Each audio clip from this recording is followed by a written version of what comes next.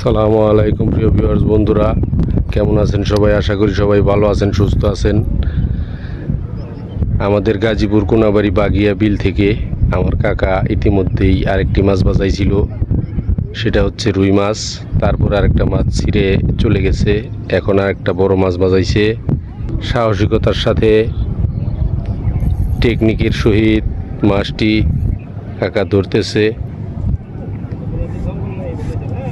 বড় মাছ সিবা গুলে ফেলাইছে একদম। সবাই দেখেন বন্ধুরা, যদি ভিডিওটি ভালো লেগে থাকে অবশ্যই একটা গঠনমূলক কমেন্টস করবেন, শেয়ার করবেন। আস্তে আস্তে চাপান কাকা, সাবধানে, ধীরে ধীরে।